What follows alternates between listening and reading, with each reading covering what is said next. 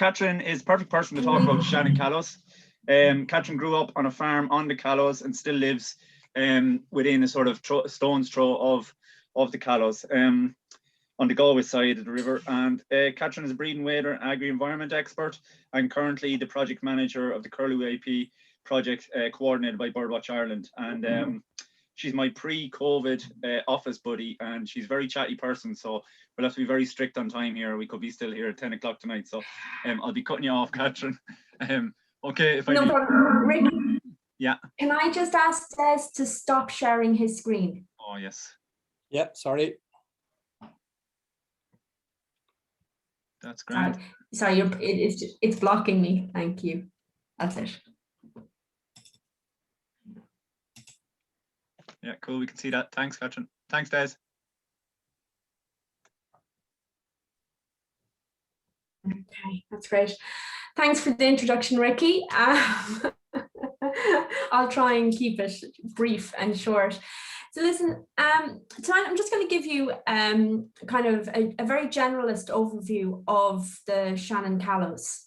The Shannon Callows are the floodplain of the River Shannon Callow, and they extend from Athlone to Portumna, along the Little Brosna River and along the River Suck River and the Callows. They cover about 4,500 hectares, and like the rivers Des was talking about, they are pretty much under flood for at least in and around kind of 4 to 6 months of the year. They would generally flood every single winter. I think, having grown up on the banks of the Callows myself, I think I've only seen a handful of winters where the Callows didn't flood to some extent. They have been designated as both an SAC for the habitats that they hold and an SPA for the bird species that they hold back in 1987. And these are two of the highest European designations. And they're only really, sites are only given an SAC or an SPA designation if they hold really significant, really rare habitats and species, and some of the rarest habitats and species on a European level. So that just gives you an indication of how important the Shannon Callows actually are.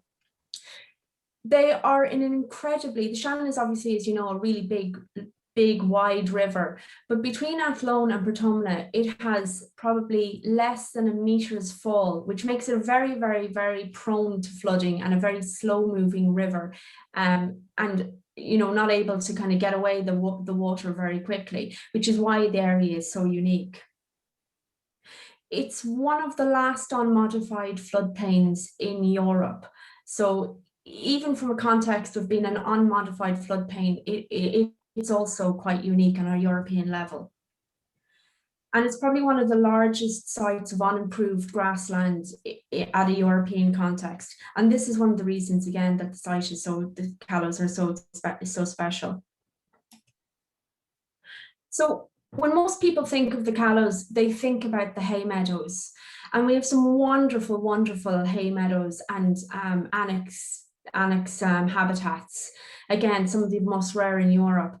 And they really are just beautiful to take a walk down through the summer months, where you can see this is just one of the hay meadows outside Banagher, and you can just walk down a track, and this is what it looks like during the summer months.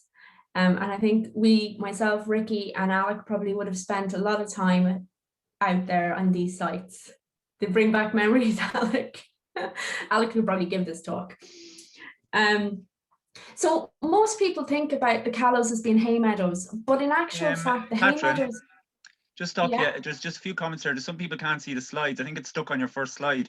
I thought it was just me. I wonder, can you just stop the slide? Can you stop the slideshow and restart and just flick down to the slide you're on and see if we can get it to come up on screen? That working? Just give it a second to come through. Sometimes it needs to refresh. Can be a bit clunky. Sorry, it's moving for me. I don't know. Yeah, and I mean, it shared your screen fine, and but it just kind of got stuck. It just hasn't moved off the original slide. Which slide are you on? It's on. It looks like it's on the slideshow, and you haven't actually started the slideshow yet. It's sort of on the. Hold on, something's happened there now. Has that worked? Not quite. Oh, there you go. Yeah, now you're in. Yeah, perfect. Okay, can you sorry, Ricky, can you just tell me what slide am I on? Am I on a picture of the grassland? I'm looking at creeping buttercups overlooking the river. You're on Buntella Hill. Yeah. Thanks, Alec. That's good. That's good. There you go. Very impressive, Alex. Yeah. So anyway, as I was saying, most people think about, so actually some people probably won't have seen the hay meadows. So that's just a picture of the hay meadows, a typical hay meadow, good quality hay meadows during May, June. It's just full of these beautiful flowers and orchids. And most people, when they think about the Callows, they think about hay meadows. But in actual fact, the hay meadows only count for about 800 hectares out of the 4,500 hectares. And many of the grassland sites or the grazed sites are just as special and just as important and are just as species diverse from both a botanical point of view and also from a bird point of view.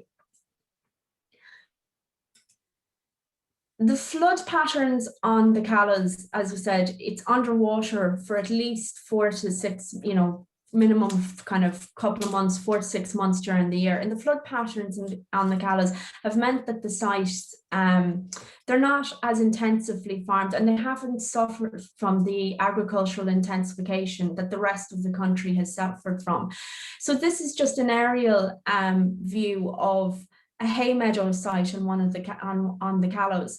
So if you see all this area here, if you were to walk out onto this, it just looks like one big field. There's no fences, or there's rarely any fences on the hay meadows, but you can see all the cutting patterns. And the hay meadows are actually owned by, are divided up into many farmers. And on one particular callow, you can have as many as 50 farmers, all owning really small, really thin, long strips of callow. And this is actually even just how farmers cut the callows is something worth watching, because it is an absolute no-no to encroach onto somebody else's strip. That goes down very badly. But there's no markers and there's no fences and there's no guidance. So quite often if you take a walk down, you'll see an odd a manure bag tied to a bush or tied to a tree, and that's what the farmers use to guide them and to mark out where their strip ends and somebody else's begins. So it's really a unique area, and the kind of knowledge of who owns what strip and where the boundary lies, it's passed down from generation to generation. And I think it's something definitely on some of our reserves on the Callows, the BirdWatch Ireland reserves in the Callows, we quite often would have to kind of go to one of the older farmers in the area, get them out on site with us so that they could show us our boundaries, because on the ground, it's a real skill that these farmers have to be able to mark out not just their own plot, but all their neighbours' plots as well. So I think couple of minutes there, Kathryn. No worries. It's definitely a skill. So the farming practices in the Callows have meant that it's become, and it has been, a bastion and a stronghold for species that were in decline in the rest of the countryside. And one of these species was the corncrake. And in actual fact, the Callows were designated for corncrake. Originally, the corncrake was qualifying interest. But as Des had mentioned, flood patterns have changed dramatically over the years. And we're now seeing very regular summer floods in the Shannon Callows. And what was once considered a once in 20-year event, which would be a summer flood, that would be flooding between the months of May and August, would have been considered a once in 20-year event. They're now, those events are now kind of every other year, and in some years consecutive years. So that unfortunately put paid to the corncrake in the Shannon Callows, which was a real shame. but it's still a bastion for other species, and it's a real stronghold for breeding waders: snipe, curlew, redshank, and lapwing. And at the time of designation in 1987, the Callows held one of the 3 largest concentrations or populations of these birds on lowland wet grassland. And it also held about 10% of the national breeding population for redshank. Now, if anything, the Callows have become more important for these species instead of less important as time has gone on, because as the agricultural intensification, habitat loss, and other factors have impacted on populations of these species at a national level, the Callows' actually importance for them has become more and more, and they now hold about 23% of the national population of breeding redshank and about 3% of curlew, of lapwing. They're also a stronghold for breeding curlew, one of the last kind of bastions where breeding curlew still occur in reasonable numbers at a national level. And this is just a picture of the life cycle of a lapwing. They're brown nesting birds, lovely little fluffy chicks. Again, redshank, slightly different habitat. They like to lay their nest in a tussock. And again, the chicks are, you know, beautiful little fluffy things. And the redshank is, if anything, the redshank is more, the Callows are more known for redshank than for lapwing and the other species, because redshank, unlike lapwing and curlew and snipe, they tend to be more focused on kind of wet grassland. You don't tend to find them in other habitats. As I said, unfortunately, the Irish population of breeding curlew is in a very critical condition, as are the rest of those breeding wader species. They're all red listed birds of conservation concern, but the curlew is even worse. The curlew in the last maybe 40 years have declined from about 8,000 pairs nationally to 135 now, which is about a 90% population decline. And they're now threatened with global extinction. The Irish population is threatened, and the Irish population is potentially looking at extinction in the next 10 to 15 years if nothing is done for them. So the Callows is a very important site for these areas. Kathryn, will you tie it up when you can? Yeah. Okay. It's not just these species. There's a whole range of species: skylark, meadow pipit, orchids, windchat. It is the last bastion of windchat. It's also a very, very important wintering site, and it's internationally important for as a migratory for a migratory route for wintering water birds.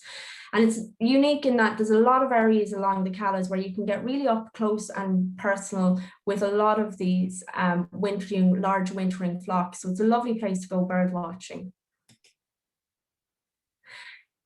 But I suppose the Callows would be nothing without the farmers on them. And something that very rarely gets the recognition that is, you know, that they deserve is that in the Callows, they are a very unique landscape, and they do hold a lot of the very, you know, unique species. But an awful lot of what we, as researchers and people working in biodiversity, have learned, we have learned it through working and trialing agri-environmental schemes on the Callows. And the farmers there have always been incredibly supportive to those trials. And our work with farmers on the Callows and in trialling these agri-environmental schemes on the Callows have actually had very, very far-reaching consequences at a national level. And just to give you an indication of some of the schemes, the national corncrake scheme that is currently in the National Agri-Environmental Scheme, GLAS, that was designed and trialled and researched on the Shannon Callows with Shannon Callows farmers. The breeding wader scheme in GLAS was again designed and trialled with farmers in the Shannon Callows, and that's now being rolled out to other areas. I'm currently working on the Curlew EIP.